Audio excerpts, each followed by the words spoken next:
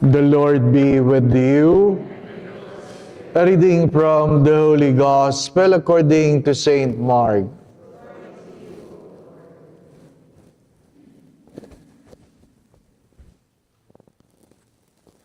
When the crowds drew near to Bethlehem, here at Bethphage and Bethany on the Mount of Olives, Jesus sent two of his disciples and said to them, "Go into the village opposite you, and immediately as you enter it, you will find a colt tied on which no one has ever sat. Untie it and bring it.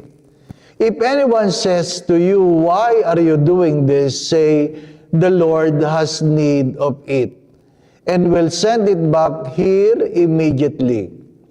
And they went away, and here found a colt tied at the door out in the open street, and they untied it.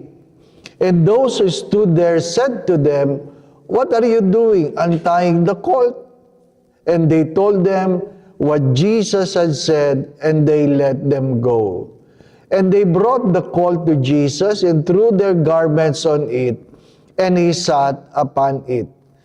And many spread their garments on the road, and others spread leafy branches, which they had cut from the fields. And those who went before and those who followed cried out, "Hosanna! Blessed is he who comes in the name of the Lord. Blessed is the kingdom of our father David that is coming. Hosanna in the highest."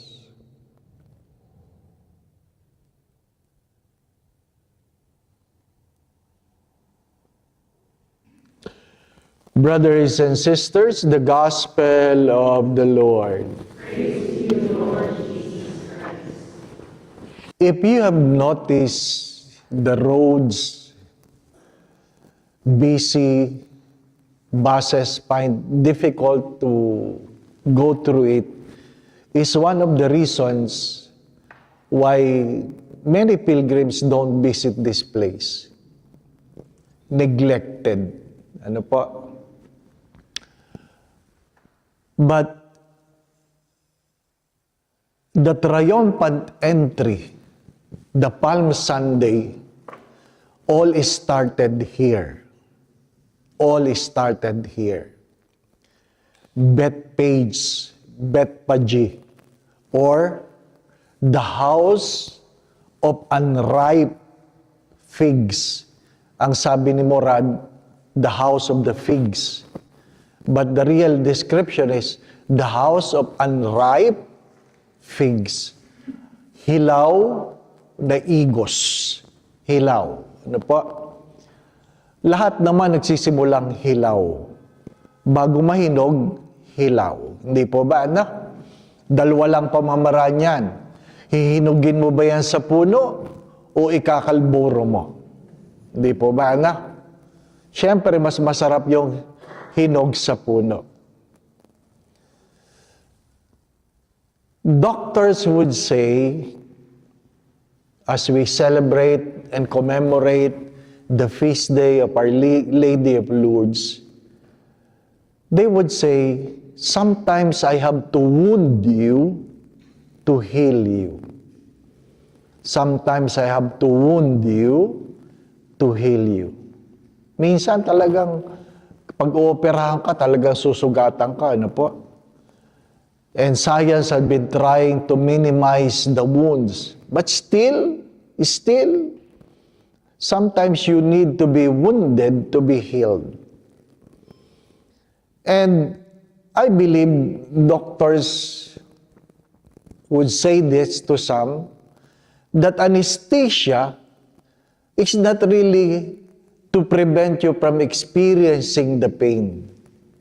The primary purpose of anesthesia is to make you immobile. Immobile. Ano po? Bakit? Kasi pag ikaw ay inooperahan at ikaw ay malikot, mas lalaki ang sugat. The more you resist, the greater the wound. Nung ako po ay ina-angiogram dito. Ano pa? Gising ako. All throughout gising. Pag medyo nakakatulog ako, ginigising ako. Father. Ano? So I thought ganun talaga ang angiogram. Ganun talaga angioplasty. Hindi pala. Kasi nung may na-hospital na kaibigan, sabi nung asawa ko, sabi niya, naku yan, Father, si Greg. Pag higa niyan, doon sa table, tulog agad. Sabi niya. So tiningnan ko yung doktor ko, sabi, ba't ako hindi ba ako pinatulog? Ang sagot niya sa akin, tinipid ka namin. Wala ka. Kasi alam ko wala akong pera. Sabi ko, grabe naman. Tinipid daw. But the real story is that the instruction of the neuro is that I should not be completely, how do you call it? Sedated. Baka hindi daw magising. May kanya-kanyang dahilan. May kanya-kanyang we only need to understand the reason. Everything has a reason. Take note, everything has a reason. There are things don't happen according to our ways, according to our means, according to our desires. But God has a reason. Remember that. God has a reason. Kahit ang Diyos, hindi siya nagmadali. Di ba? Hindi siya nagmadali. Kaya nga yung first reading na pinili, even though He has all the ways, all the means, all the power, and yet He humble Himself and go through the process. He went through the process. Kahit si John the Baptist, nung pumunta si Jesus para magpabinyag,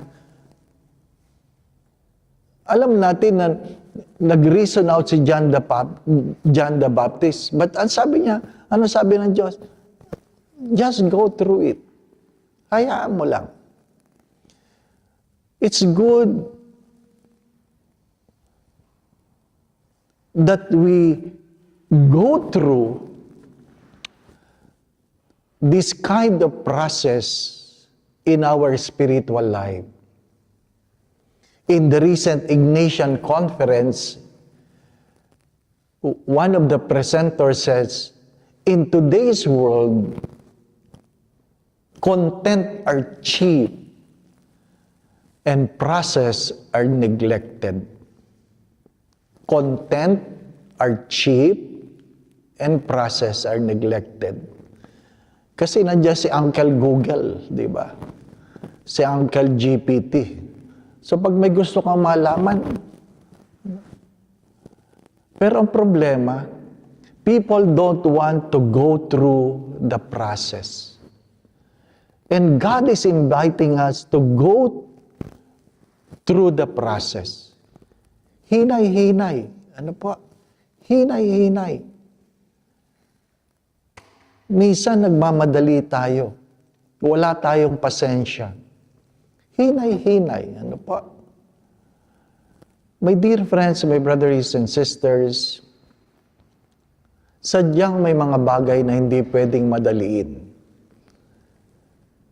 Alam ko, nung tayo nag-aaral, a caterpillar has to go through the process of staying to the cocoon until it becomes a butterfly. Di ba? A butterfly. Yung iba, binubuksan nila kagad yung cocoon para bumukoy ang butterfly. But it takes time. The butterfly cannot fly or will not be able to survive because he was not able to go through the process. What are the things in our lives that we need to go back? Hindi ko alam kung isa kayo doon sa mga taong pag nag-order ng lamesa, kasi napakadali na lang umorder ng lamesa ngayon sa Shopee, di po ba, ano? Ng mga gamit-gamit, tables, chairs, or whatever, dadating yan, component type. Yung iba, hindi binabasa yung instruction. Sinisimula na kagad. Ano po? Tapos kung hindi mabuo, saka titignan yung instruction. Ay wala na, nag-ubos ka na ng oras, di ba ba, no? Ang hirap yung nabuo mo na, may sobrang tornilyo. May problema, di ba ba, no? Saka mo bibilangin. Maraming ganon. Maraming ganon. Bumibili ng sasakyan, ayaw makinig sa orientation. Sorry for the words. Maraming gustong pumunta sa pilgrimage, ayaw ng orientation, di ba, anak? Kanina, sa breakfast, sabi, uy, ang ganda naman ng reflection mo sa rosary. Di ba, sabi kanina. Hindi ka nagbasa ng pamphlet na pa. Nandun yun sa ating nandun yun sa pinamigay, di po ba, na? Pagkamisa, yung gano'n, di ba, na? Bilib na bilib, bilib na bilib ka. Sabi, guling naman yun. Yung pala, hindi ka lang nagbigay, hindi ka lang nagbasa, di po ba, na? Maraming gano'n. Maraming gano'n. Gusto nating magmadali.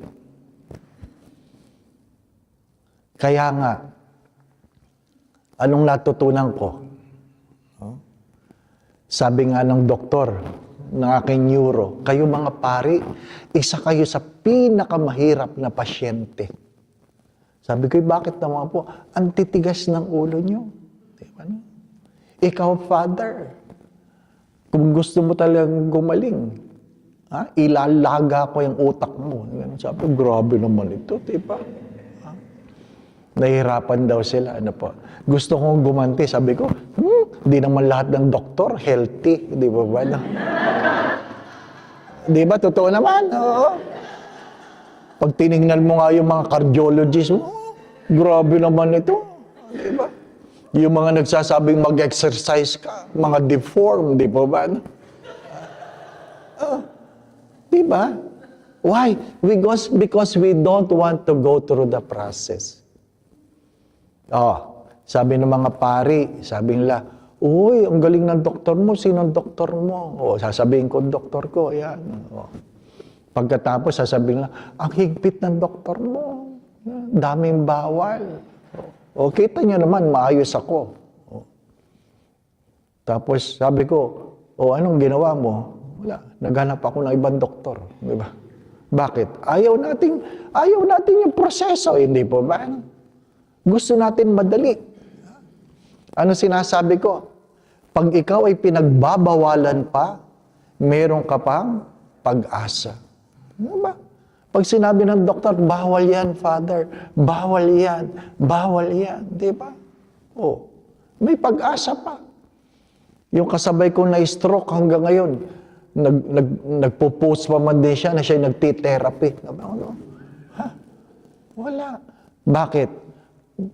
After 1 month ko may stroke, nagkita kami sa isang hospital, sa isang activity. Ano po? Tinitingnan ko lang kung ano yung pwede kong kainin. Siya, kinakain niya lahat. Sabi ko, bawal yan . Sabi niya, hindi, sabi ng doktor, pwede daw. Talaga? Sinong doktor mo? Parehos naman kaming hospital. Di ba? Hanggang ngayon, nakaganon siya. Di ba? Kinain mo lahat . Pag may bawal, may pag-asa pa. Pag pwede nang kainin lahat, wala na. Di ba, anak? Huwag mo nang pagbawalan.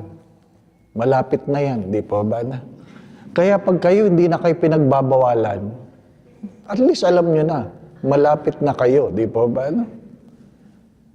Sapagkat sadyang may mga bagay na kailangang yapusin ang proseso. It takes time. My dear friends, my brothers and sisters, it takes time. The road to holiness takes time. To have a good health takes time. Di ba? Ano sabi kahapon ng kumuha ng picture, see you in heaven. Hindi naman kami nagmamadali, di po ba? Ano? Unless kayo, nagmamadali kayo, di po ba? Ano? It takes time. It takes time. What are the areas in your life that you are invited to take time?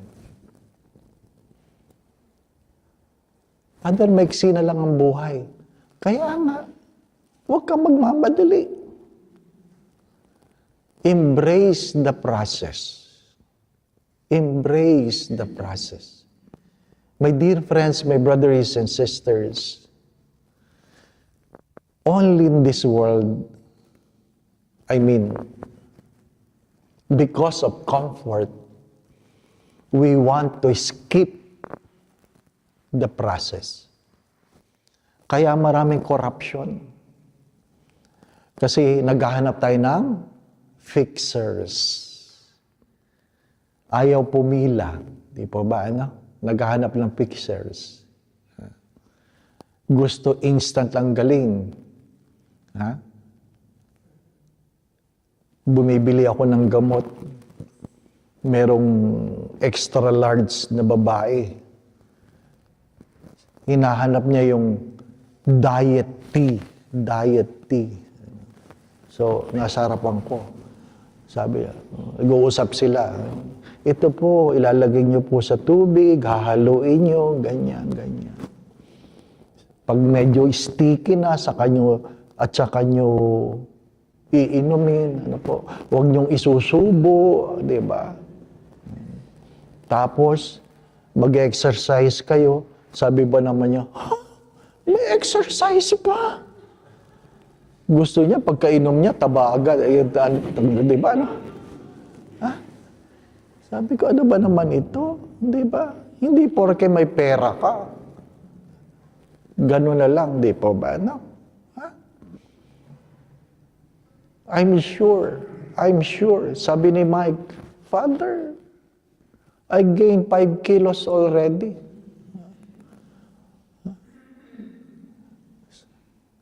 Ina, 3 weeks na. 5 kilos yung driver. Ano po?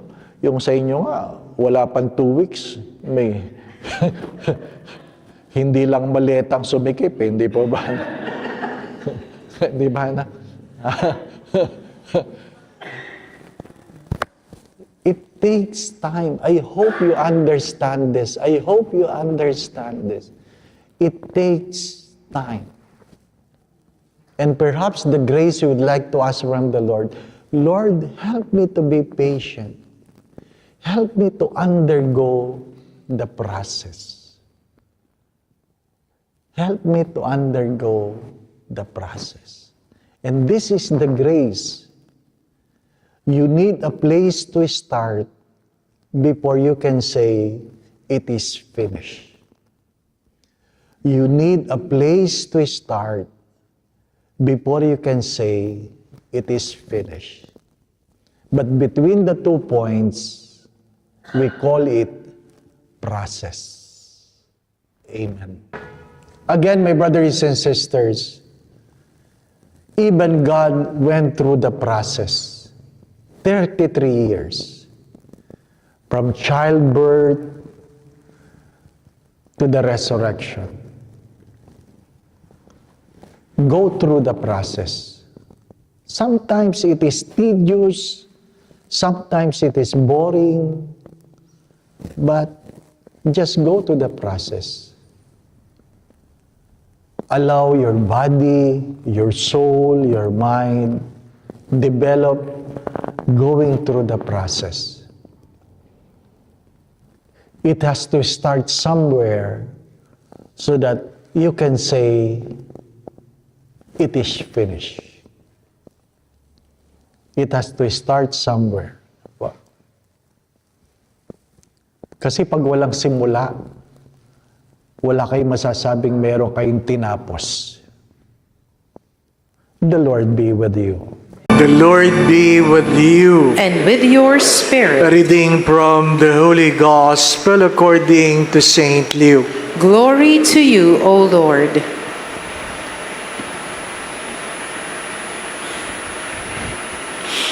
Jesus passed through towns and villages, teaching as he went and making his way to Jerusalem.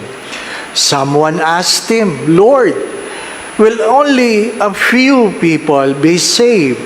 He answered them, "Strive to enter through the narrow gate. For many, I tell you, will attempt to enter, but will not be strong enough." After the master of the house has arisen and locked the door, then will you stand outside knocking and saying, "Lord, open the door for us." He will say to you in reply, "I do not know where you are from." And you will say, "We ate and drank in your company, and you taught in our streets." Then he will say to you, "I do not know where you are from. Depart from me, all you evildoers." And there will be wailing and grinding of teeth when you see Abraham, Isaac, and Jacob, and all the prophets in the kingdom of God, and you yourselves cast out. And people will come from the east and the west, and from the north and the south, and will recline at table in the kingdom of God. For behold, some are last who will be first, and some are first who will be last. Brothers and sisters, the Gospel of the Lord. Praise to you, Lord Jesus Christ.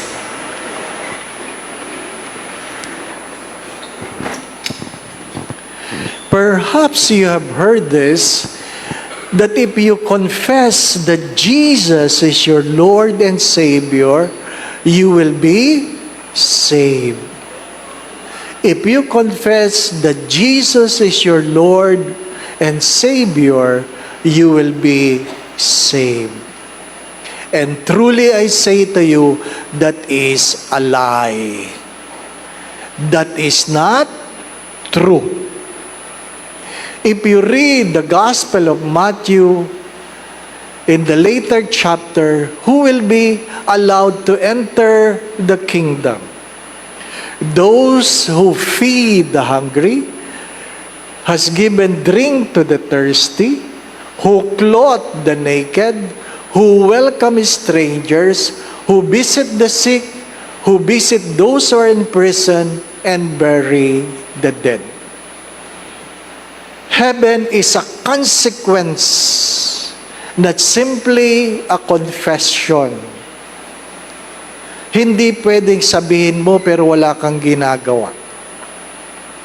My dear friends, as I've been saying, hell is never a punishment or heaven a reward.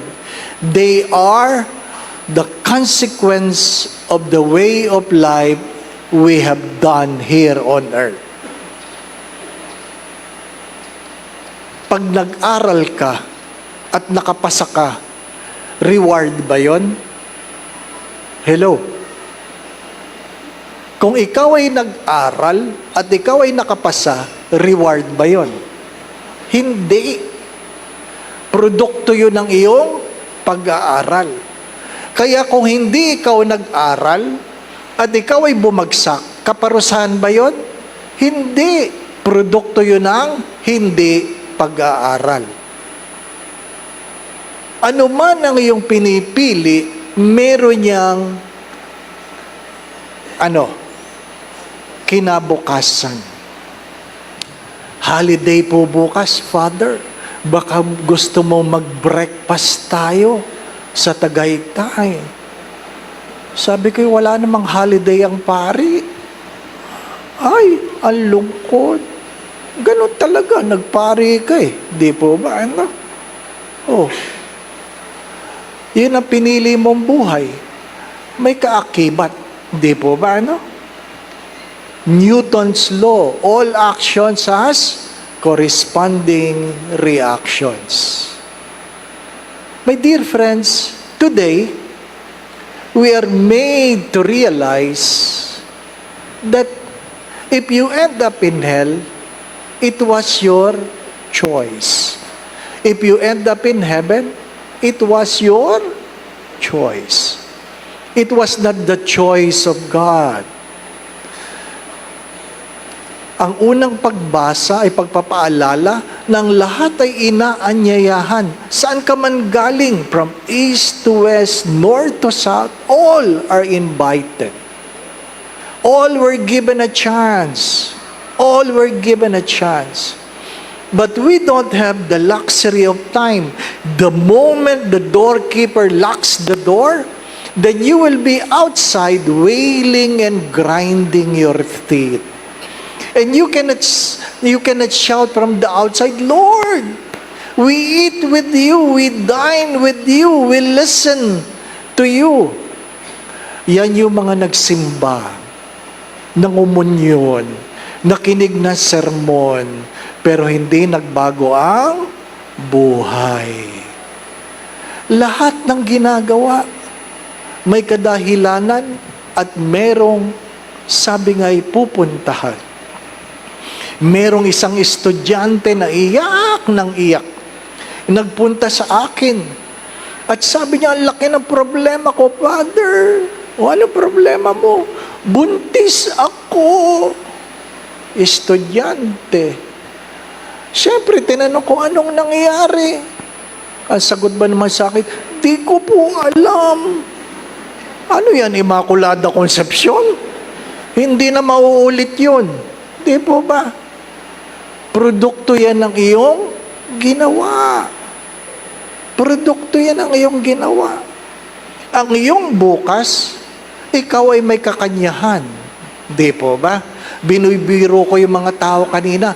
Mayroong panahon sa Pilipinas nung naalaman nila na ang laki ng kinikita ng basketball player, lahat gustong maging basketball player.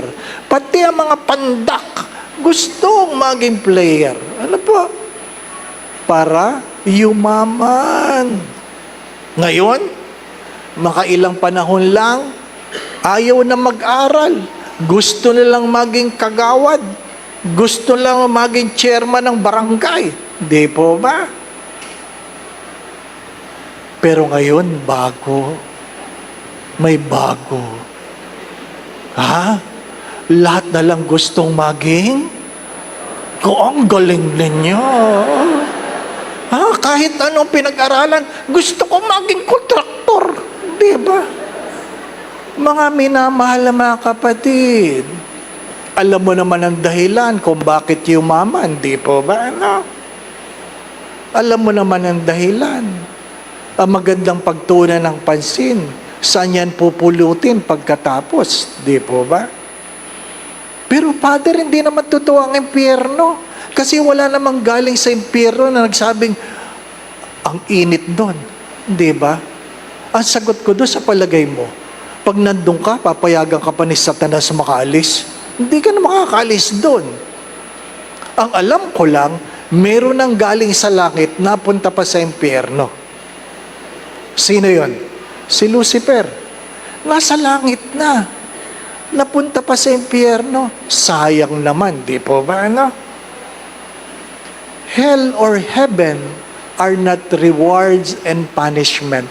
They are consequences of our actions. Pag ikaw ay diabetic, tulad ko, member ka ng media. Ano po? Mediabetes. Ano po?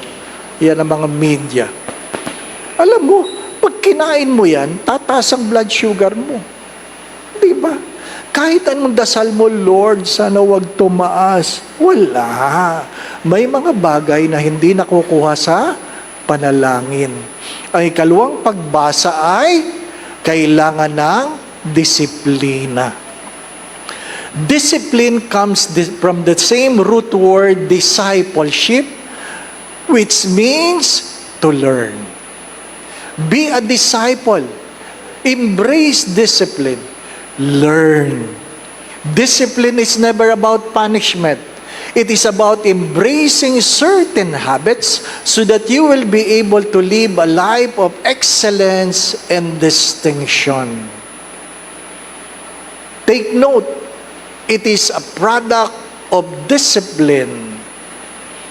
Yesterday, I was amazed, a new Guinness World Record about a man, a diver, who can hold his breath for 29 minutes. Can you imagine?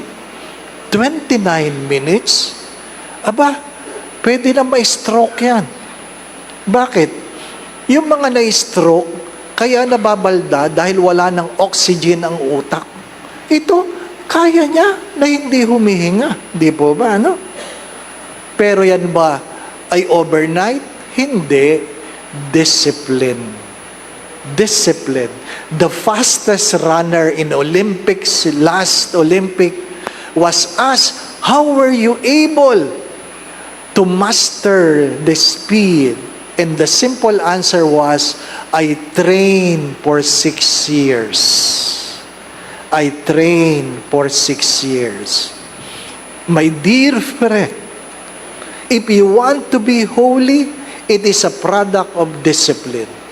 If you want to be sinful, same. It is a product of discipline. Why we do not pray, even though we know that we need to pray, it is because the lack of discipline.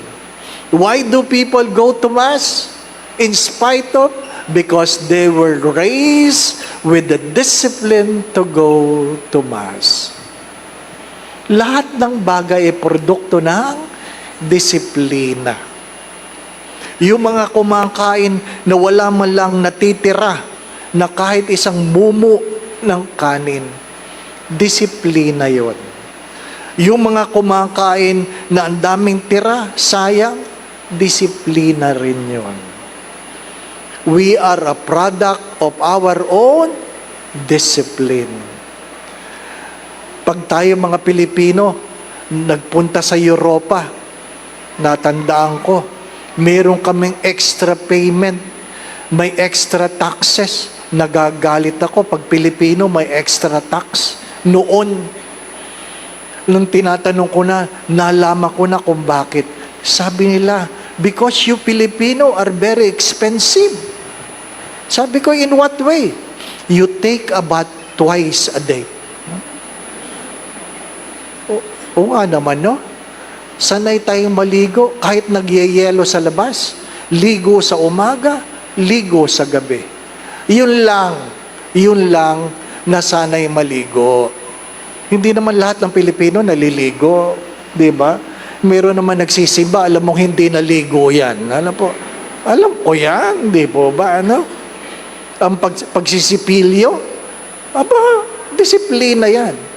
You brush your teeth because it is a product of discipline.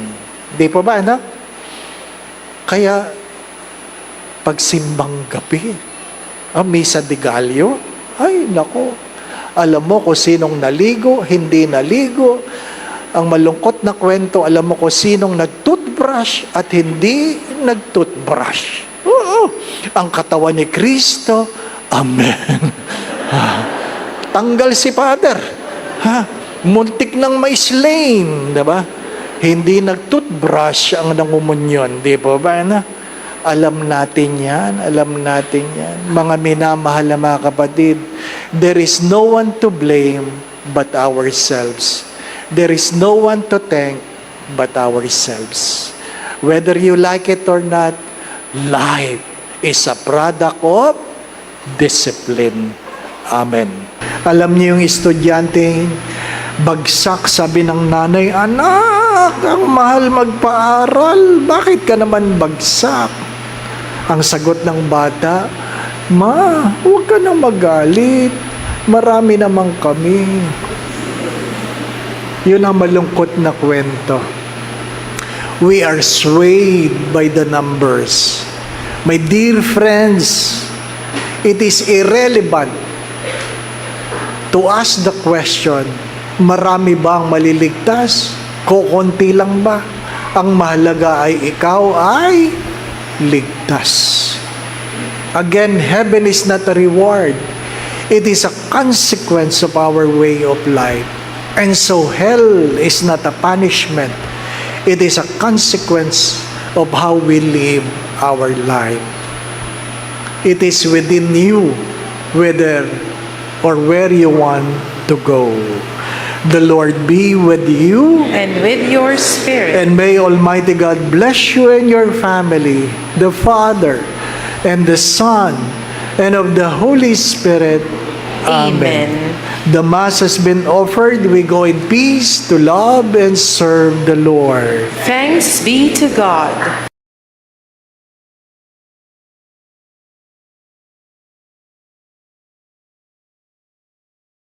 Lord be with you. And with your A spirit. reading from the Holy Gospel according to Saint Luke. Glory to you, O Lord.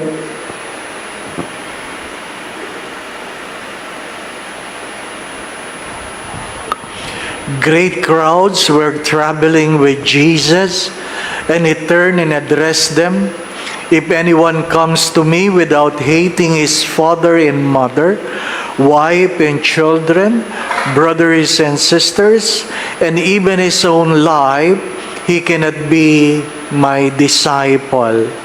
Whoever does not carry his own cross and come after me cannot be my disciple. Which of you wishing to construct a tower does not first sit down and calculate the cost to see if there is enough for its completion? Otherwise, after laying the foundation and finding himself unable to finish the work, the onlooker should laugh at him and say, "This one began to build but did not have the resources to finish." Or what king marching into battle would not first sit down and decide whether with 10,000 troops he can successfully oppose another king, advancing upon him with 20,000 troops? But if not, while he is still far away, he will send a delegation to ask for peace terms. In the same way, any one of you who does not renounce all his possessions cannot be my disciple.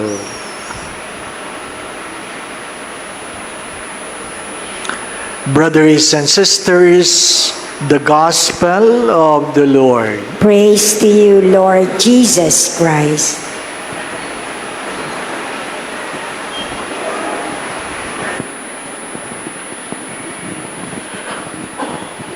Talking to an old Monsignor, he said, "As I grow older, I begin to realize I know less. As I become older, I begin to realize I know less." Bakit? Nagiging malilimutin na. Ang dati mong alam, hindi mo na alam. Ano po? Darating tayo doon. That's why the second reading, St. Paul said, "I am now old." Regardless, you serve the Lord, you don't serve the Lord, eventually, you will become old. If not, you will die young. Make a choice. Die young or grow old. There is nothing permanent in this world. Everything is temporary. Your beauty, your strength, your knowledge, everything is temporary. What you have accumulated, eventually, all of them you will leave behind. That's why the responsorial psalm said, "If you know that your days are numbered, you will grow in wisdom." Malapit ka na, kuya. Ano po? Malapit ka na, ate. Sadya naman tayo ay aalis sa mundong ito. Una-una lang yan. Ano po? Ako, palagi ko sinasabi, ladies first. Ano po? Di ba?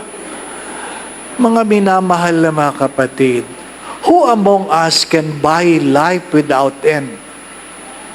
Who among us can buy life without end? Nobody.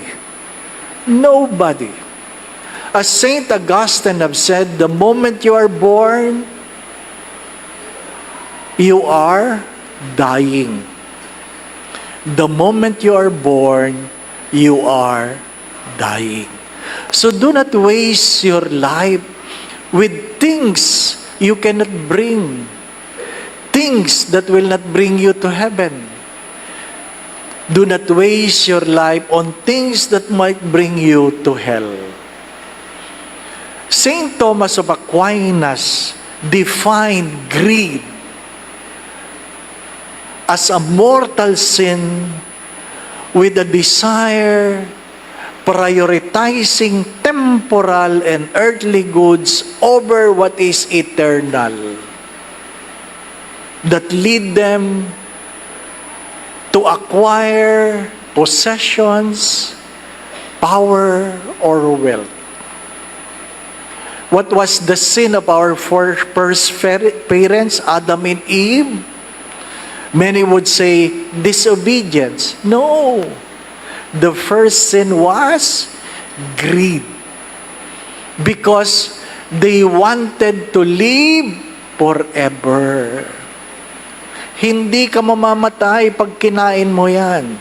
Ano po? We will die. Death is good for everyone, for the world. For those who do evil, there will time they will leave this world. For those who are doing good, they will die because they will go to heaven. Di po ba, ano? Darating tayo doon. Kahit mayaman ka, kahit gaano kamahal ang iyong pabango, mauwi ka sa epicacent oil. Di ba ba? Mauwi ka sa katingko. Kaya nga, minsan pag sumasakay ka ng elevator, kahit nakapikit ka, alam mong may matandang pumasok. Di ba ba, no? Darating tayo doon. Huwag kayong magpapabaya. Huwag kayong makakalimot. Kaya nga ang unang pagbasa ay nagpapaalala na ano? Na mabuhay ka nang hindi ka manghihinayang pagdating ng araw. Live a life in such a way you will not look back with regret. May panghihinayang sapagkat hindi na magbabalik ang kahapon. Hindi na magbabalik ang kahapon. Mga minamahal na mga kapatid, ano sinasabi sa Ebanghelyo? We are invited to become disciples of Jesus. What does disciple mean? It doesn't mean server. It doesn't mean servant. It doesn't mean worker. Disciple means learner. That we become learner. That we may learn from God. Learn from God. Naway may matutunan tayo upang kung ano man ang ating matutunan, may sa buhay natin. Ano po? May pangangailangan ba ang Diyos sa atin? Wala. Wala. Pero bakit kailangan sabihin ng Diyos, unless you hate your mother and father, brothers and sisters, children, wife, because eventually, you will leave them behind. Gaano man kamahal ang meron ka sa iyong mga magulang, iiwanan mo sila o iiwanan ka nila. Gaano man kamahal, o gaano man kalaki yung pagmamahal sa iyong asawa, iiwanan ka niya, iiwanan mo siya. Buhay pa nga nang iwan na eh. Di po ba? Ano? Kaya pag iniwan, ano sabi? Sana mamatay na. Di po ba? Ano? Mga minamahal na mga kapatid, hindi totoo yung walang iwanan. Sadyang mayroong maiiwan, at merong mang-iiwan. Darating tayo doon. Iiwanan mo ang sarili mong kabataan para yapusin ang iyong katandaan. Darating tayo doon. Kailan? Hindi ko alam. Wala naman nagmamadali. Di po ba ano? Wala naman nagmamadali. Yun ngang naghihingalo na, tumatawad pa eh. Di po ba ano? Walang makakabili ng ilang minuto pandagdag sa buhay. Kahit kilala mo ang pinakamagaling na doktor, mamamatay ka pa rin sa iyong karamdaman. Di po ba ano? Kaya kumain ng maayos na hindi matakaw para hindi darating ang araw ang gamot mo ang iyong kakainin. Eat well. Diba? Eat well. Do and serve your life well. Maiksi lang ang buhay. Diba? Minsan nga, inaanyayahan ko kayo. Minsan, pag natulog kayo, mag-practice kayo. Practice lang naman. Diba? Sabi nga, nung nanay ng cook ko dati,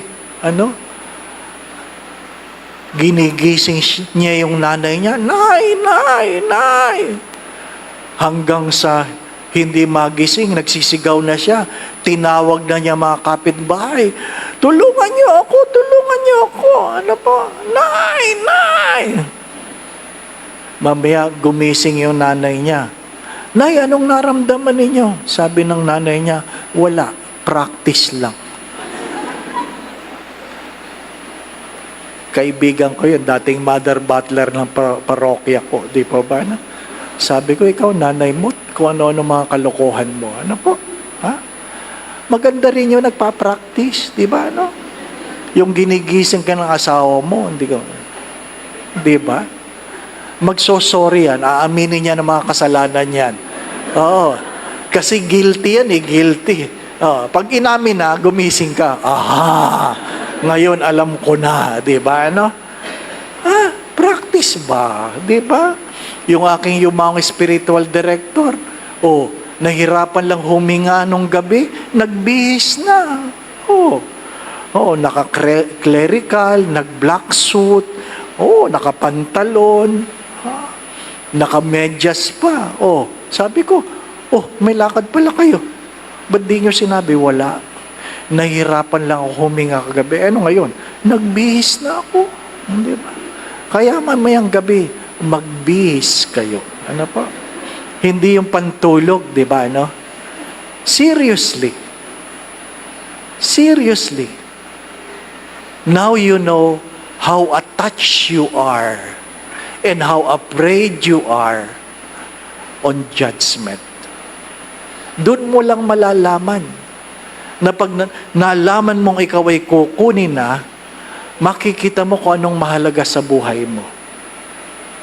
Maintindihan mo na yung pinag-aawayan yung magkapatid, hindi nyo madadala. Na yung kasisigaw mo na kawalang paggalang sa sarili mong magulang, yan ang magmumulto sa iyo. Yung pagiging madamot mo sa iyong kapwa, yan ay kakatakot mo na ikaw ay mamamatay. Nakikiraan lang tayo. Patawarin ako ng Diyos. Itong walang tigil na hearing sa Senado, sa Kongreso, di po ba? Hanggang saan ito? Sana may makulong. Ano po? Sana may makulong.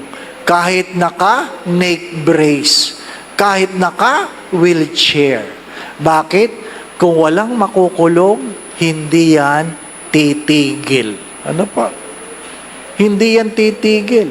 Bakit? Feeling nila forever sila. Forever sila. Kaya nga sinabi ko sa mga lay minister kanina, kasi nagmamalaki yung lalaki, ako po ay lay minister. mag-iingat kayo. Ha? At sabi ng babae, nag-o-offer kami ng bulaklak sa simbahan. Chine-check ko ngayon kung sino nag-o-offer ng bulaklak. Di ba? Baka kung sinong korap yan. Di po ba? Ano? Mahirap na. Sayang naman, nagsisimba ka, naglilingkod ka, hindi ka nakokonsensya. Hello? Sayang namang naglilingkod ka, nagsisimba ka, hindi ka nakokonsensya.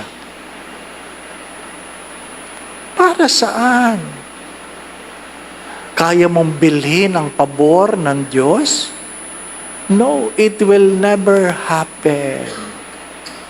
It will never happen. My dear friends, my brothers and sisters, yes, we have a God of mercy, but He is also a God of justice. Paulit-ulit ko yung sinasabi.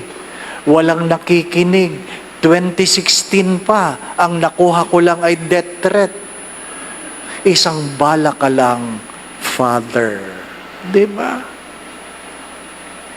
Bakit? Ayaw natin pag-usapan ng katotohanan ng ating mga baha, ng ating mga landslide ay hindi natural calamity, kundi produkto ng korupsyon. Bayad ka ng bayad ng buwis. Nagkaroon ka ng leptopyrosis. Di po ba, ano? Sila, hindi tumatapak sa baha. Nakababad ka sa traffic, nakawangwang sila. Di po ba? Nagtitipid ka sa iyong kinakain, pinagkakalanda ka nila ang kanilang kinakain. Kahapon ko lang naintindihan yung salitang nepo. Nepo. Aba, kung hindi nyo alam, i-google ninyo. Ha? Nepo. Pambihira. Sa Pilipinas, ang dami nating bagong salita. Sa dami nating kalokohan. Di po ba, no? Nakikiraan lang tayo. Magalit ka na kay Father. Bato-bato sa langit. Ang tamaan ay buti nga. Di po ba, no? My dear friends, my brothers and sisters, all of this is started at home. Now listen, all of this is started at home. Lying is started at home. Cheating is started at home. Living in luxury beyond your money, your budget, starts at home. Everything starts at home.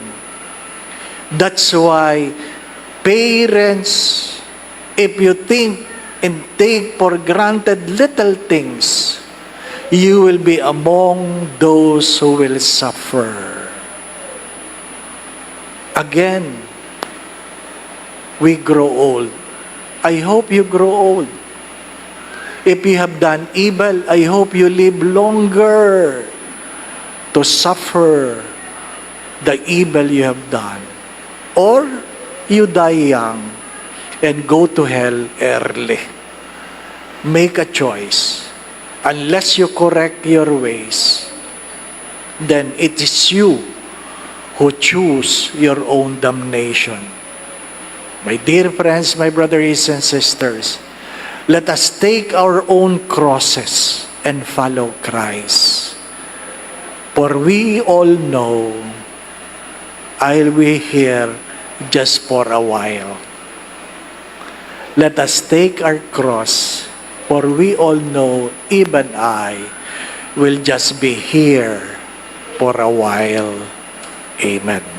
Going back to what I've said, my dear friends, my brothers and sisters, minsan naninimbang ang simbahan tungkol sa kasalanan kasi ayaw masaktan ang mga may sala. Father, dahan-dahan naman sa kasalanan. nasasaktan sila. Ay, naku. Maiksi lang ang panahon ko dito. Ano po? Do not forget the words of Edmund Burke. For an evil man to triumph is for a good man to do nothing. Nagpasasa ang mga yan dahil wala sa inyong nagsasalita. May pananagutan tayo, mga minamahal kong mga kapatid. Mahalaga man ang damit, mas mahalaga ang katawan. Mahalaga man ang katawan, mas mahalaga ang kaluluwa.